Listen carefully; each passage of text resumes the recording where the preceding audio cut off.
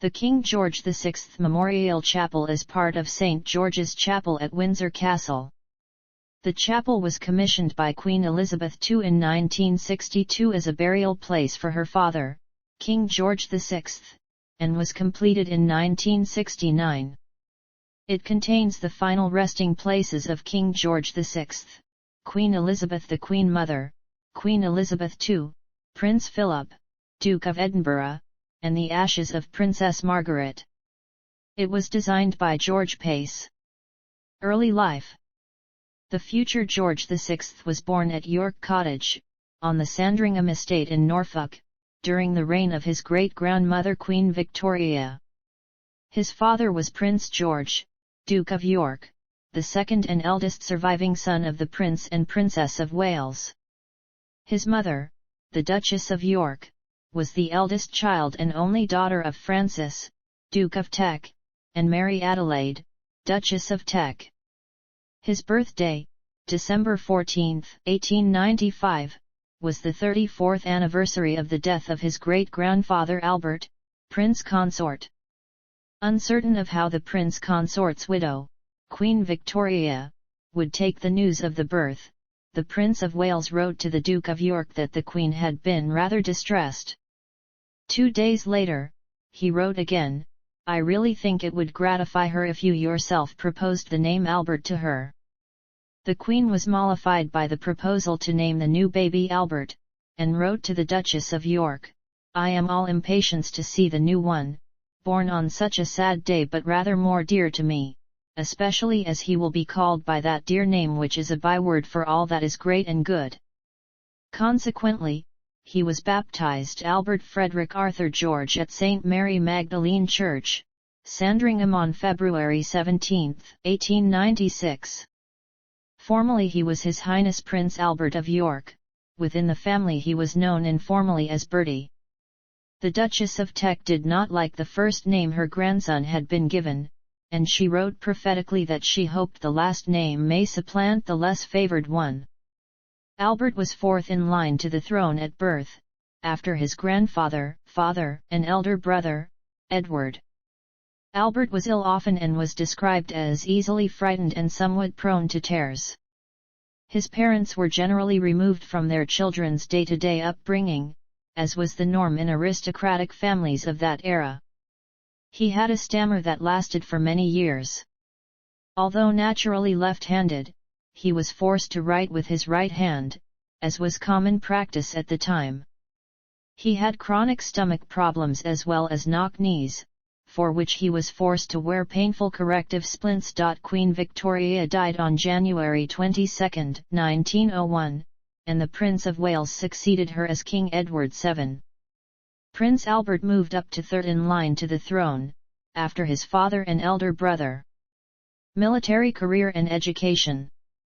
Beginning in 1909, Albert attended the Royal Naval College, Osborne, as a naval cadet. In 1911 he came bottom of the class Indiana the final examination, but despite this he progressed to the Royal Naval College, Dartmouth. When his grandfather, Edward VII, died in 1910, his father became King George V. Edward became Prince of Wales, with Albert second in line to the throne. Albert spent the first 6 months of 1913 on the training ship HMS Cumberland in the West Indies and on the east coast of Canada. He was rated as a midshipman aboard HMS Collingwood on September 15, 1913. He spent 3 months in the Mediterranean, but never overcame his seasickness. 3 weeks after the outbreak of World War I he was medically evacuated from the ship to Aberdeen, where his appendix was removed by Sir John Marnock. He was mentioned in dispatches for his actions as a turret officer aboard Collingwood in the Battle of Jutland, the great naval battle of the war. He did not see further combat, largely because of ill health caused by a duodenal ulcer, for which he had an operation in November 1917. In February 1918 Albert was appointed officer in charge of boys at the Royal Naval Air Services training establishment at Cranwell. With the establishment of the Royal Air Force Albert transferred from the Royal Navy to the Royal Air Force. He served as officer commanding No. 4 Squadron of the Boys Wing at Cranwell until August 1918, before reporting for duty on the staff of the RAF's Cadet Brigade at St. Leonards-on-Sea and then at Shorncliffe. He completed a fortnight's training and took command of a squadron on the Cadet Wing. He was the first member of the British royal family to be certified as a fully qualified pilot. Albert wanted to serve on the continent while the war was still in progress and welcomed a posting to General Trenchard's staff in France. On October 23, he flew across the Channel to Otigny. For the closing weeks of the war, he served on the staff of the RAF's Independent Air Force at its headquarters in Nancy, France. Following the disbanding of the Independent Air Force in November 1918, he remained on the continent for 2 months as an RAF staff officer until posted back to Britain. He accompanied Belgian King Albert I on his triumphal re-entry into Brussels on November 22. Prince Albert qualified as an RAF pilot on July 31, 1919 and was promoted to squadron leader the following day. In October 1919, Albert went up to Trinity College, Cambridge, where he studied history, economics, and civics for a year, with the historian R.V. Lawrence as his official mentor. On June 4, 1920 his father created him Duke of York, Earl of Inverness and Baron Killarney. He began to take on more royal duties. He represented his father, and toured coal mines, factories, and rail yards. Through such visits he acquired the nickname of the Industrial Prince. His stammer, and his embarrassment over it, together with a tendency to shyness, caused him to appear less confident in public than his older brother, Edward. However, he was physically active and enjoyed playing tennis.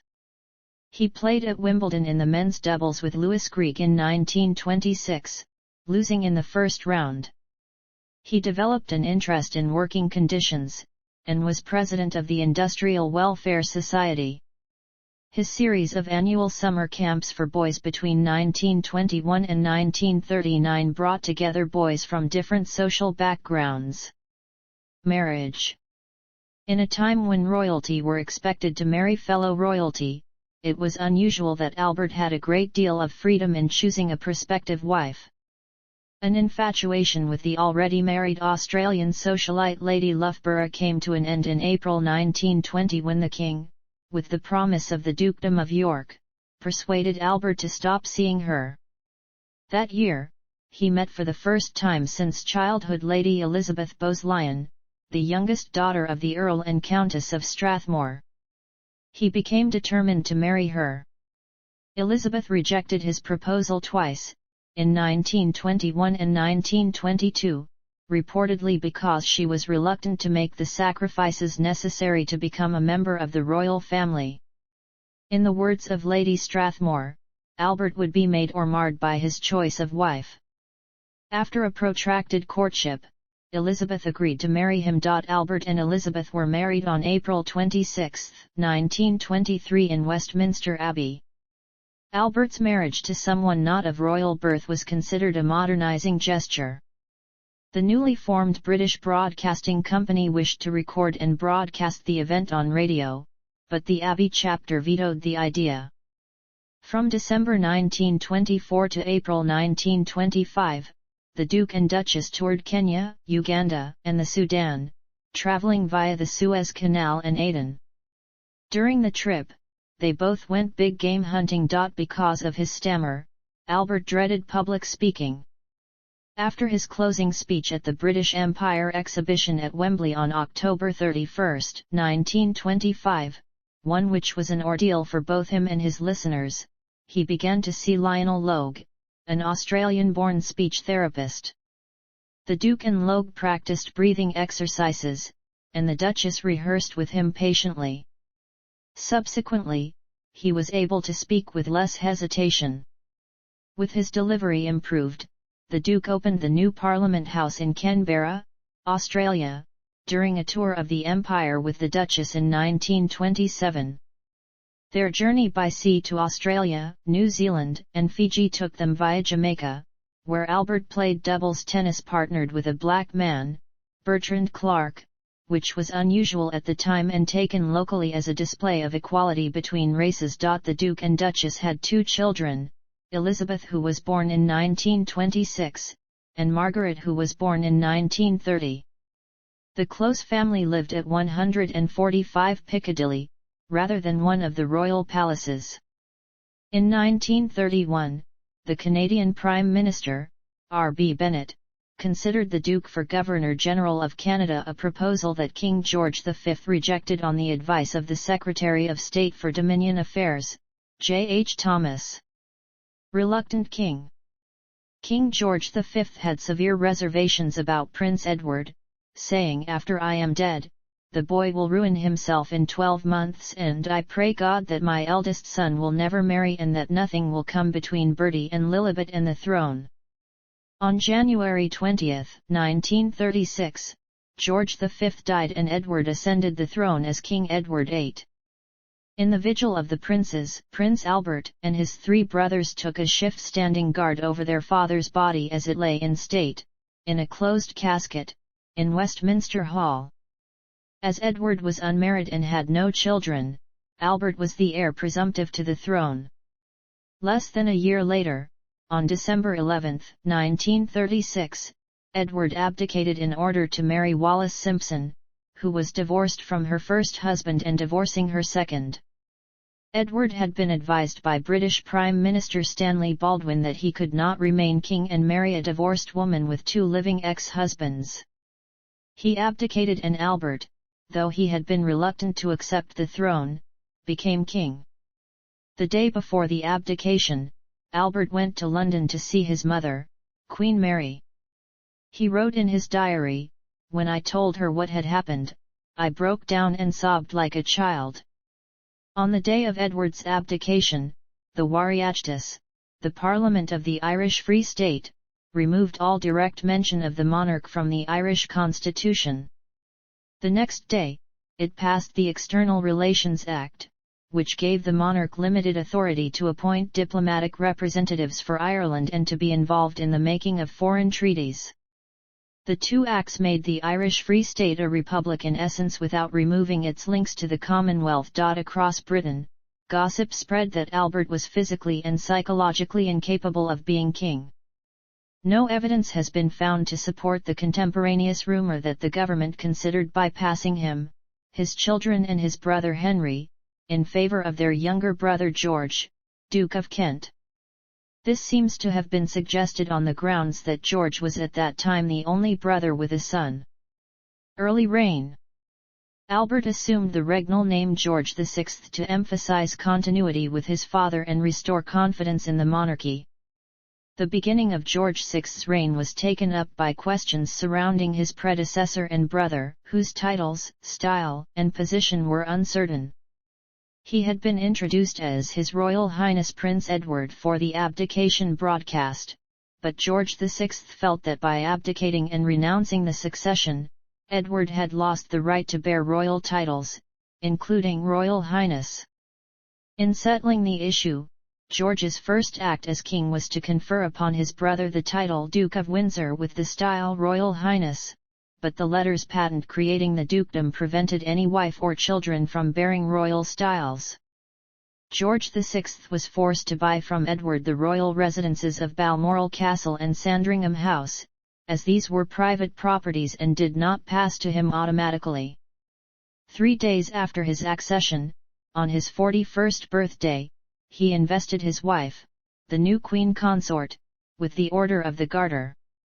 George VI's coronation at Westminster Abbey took place on May 12, 1937, the date previously intended for Edward's coronation. In a break with tradition, his mother Queen Mary attended the ceremony in a show of support for her son.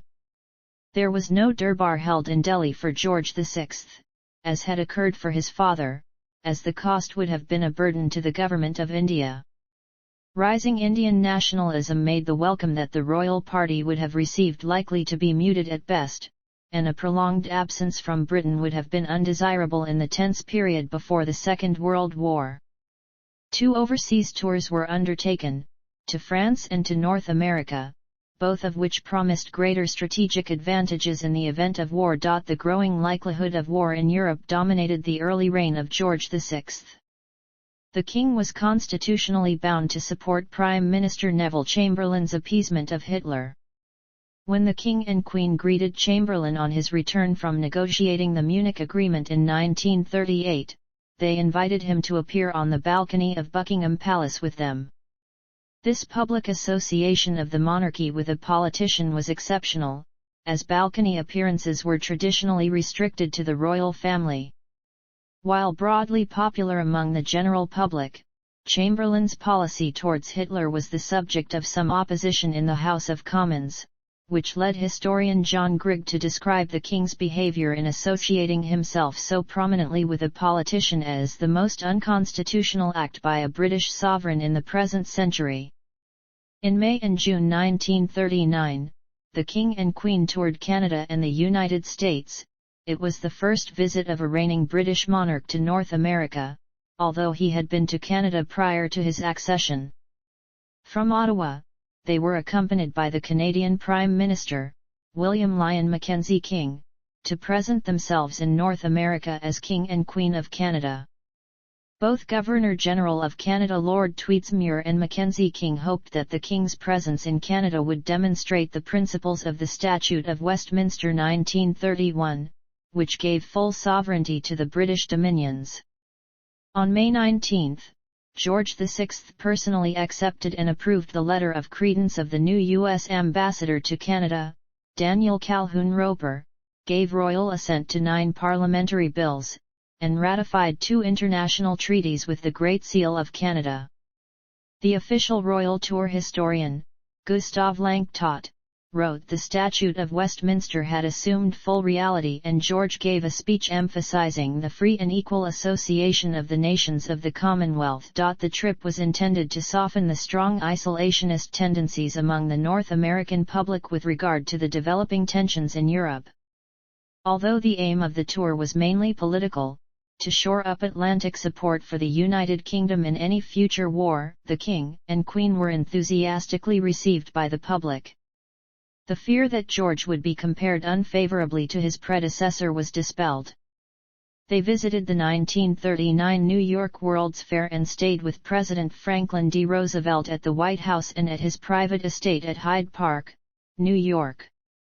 A strong bond of friendship was forged between the King and Queen and the President during the tour, which had major significance in the relations between the United States and the United Kingdom through the ensuing war years. Second World War. Following the German invasion of Poland in September 1939, the United Kingdom and the self-governing dominions other than Ireland declared war on Nazi Germany. George VI and his wife resolved to stay in London, despite German bombing raids. They officially stayed in Buckingham Palace throughout the war, although they usually spent nights at Windsor Castle. The first night of the Blitz on London, on September 7, 1940, killed about 1,000 civilians, mostly in the East End. On September 13, the King and Queen narrowly avoided death when 2 German bombs exploded in a courtyard at Buckingham Palace while they were there. In defiance, the Queen declared, "I am glad we have been bombed. It makes me feel we can look the East End in the face." The royal family were portrayed as sharing the same dangers and deprivations as the rest of the country. They were subject to British rationing restrictions, and U.S. First Lady Eleanor Roosevelt remarked on the rationed food served and the limited bath water that was permitted during a stay at the unheated and boarded-up palace. In August 1942, the King's brother, the Duke of Kent, was killed on active service. In 1940, Winston Churchill replaced Neville Chamberlain as Prime Minister, though personally George would have preferred to appoint Lord Halifax. After the King's initial dismay over Churchill's appointment of Lord Beaverbrook to the cabinet, he and Churchill developed the closest personal relationship in modern British history between a monarch and a Prime Minister. Every Tuesday for 4.5 years from September 1940, the two men met privately for lunch to discuss the war in secret and with frankness. The king related much of what the two discussed in his diary, which is the only extant first-hand account of these conversations. Throughout the war, the king and queen provided morale-boosting visits throughout the United Kingdom, visiting bomb sites, munitions factories, and troops. The king visited military forces abroad in France in December 1939, North Africa and Malta in June 1943, Normandy in June 1944, southern Italy in July 1944, and the Low Countries in October 1944. Their high public profile and apparently indefatigable determination secured their place as symbols of national resistance. At a social function in 1944, the chief of the Imperial General Staff, Field Marshal Alan Brooke, revealed that every time he met Field Marshal Bernard Montgomery, he thought Montgomery was after his job. The king replied, "You should worry, when I meet him, I always think he's after mine." In 1945, crowds shouted "We want the king!" in front of Buckingham Palace during the Victory in Europe Day celebrations. In an echo of Chamberlain's appearance, the king invited Churchill to appear with the royal family on the balcony to public acclaim. In January 1946, George addressed the United Nations at its first assembly, which was held in London, and reaffirmed our faith in the equal rights of men and women and of nations great and small. Empire to Commonwealth. George VI's reign saw the acceleration of the dissolution of the British Empire. The Statute of Westminster 1931 had already acknowledged the evolution of the dominions into separate sovereign states. The process of transformation from an empire to a voluntary association of independent states, known as the Commonwealth, gathered pace after the Second World War. During the ministry of Clement Attlee, British India became the two independent dominions of India and Pakistan in August 1947. George relinquished the title of Emperor of India, and became King of India and King of Pakistan instead. In late April 1949, the Commonwealth leaders issued the London Declaration, which laid the foundation of the modern Commonwealth and recognized the King as head of the Commonwealth. In January 1950, he ceased to be King of India when it became a republic, and remained King of Pakistan until his death. Other countries left the Commonwealth, such as Burma in January 1948, Palestine in May 1948 and the Republic of Ireland in 1949. In 1947, the king and his family toured southern Africa. The Prime Minister of the Union of South Africa, Jan Smuts, was facing an election and hoped to make political capital out of the visit. George was appalled, however, when instructed by the South African government to shake hands only with whites, and referred to his South African bodyguards as the Gestapo. Despite the tour, Smuts lost the election the following year, and the new government instituted a strict policy of racial segregation. Illness and death. The stress of the war had taken its toll on the king's health, made worse by his heavy smoking and subsequent development of lung cancer among other ailments, including arteriosclerosis and Buerger's disease. A planned tour of Australia and New Zealand was postponed after the king suffered an arterial blockage in his right leg, which threatened the loss of the leg and was treated with a right lumbar sympathectomy in March 1949. His elder daughter Elizabeth, the heir presumptive, took on more royal duties as her father's health deteriorated. The delayed tour was reorganized, with Elizabeth and her husband, Philip, Duke of Edinburgh, taking the place of the king and queen. The king was well enough to open the Festival of Britain in May 1951, but on June 4 it was announced that he would need immediate and complete rest for the next 4 weeks, despite the arrival of Håkon VII of Norway the following afternoon for an official visit. On September 23, 1951, he underwent a surgical operation where his entire left lung was removed by Clement Price Thomas after a malignant tumor was found. In October 1951, Elizabeth and Philip went on a month-long tour of Canada. The trip had been delayed for a week due to the King's illness. At the state opening of Parliament in November, the King's speech from the throne was read for him by the Lord Chancellor, Lord Simons. His Christmas broadcast of 1951 was recorded in sections, and then edited together. On January 31, 1952, despite advice from those close to him, the King went to London Airport to see Elizabeth and Philip off on their tour to Australia via Kenya. It was his last public appearance. 6 days later, at 7:30 GMT on the morning of February 6, he was found dead in bed at Sandringham House in Norfolk. He had died in the night from a coronary thrombosis at the age of 56. His daughter flew back to Britain from Kenya as Queen Elizabeth II. From February 9, George VI's coffin rested in St. Mary Magdalene Church, Sandringham, before lying in state at Westminster Hall from February 11. His funeral took place at St. George's Chapel, Windsor Castle, on the 15th. He was interred initially in the Royal Vault until he was transferred to the King George VI Memorial Chapel inside St. George's on March 26, 1969. In 2002, 50 years after his death, the remains of his widow, Queen Elizabeth the Queen Mother, and the ashes of his younger daughter Princess Margaret, who both died that year, were interred in the chapel alongside him.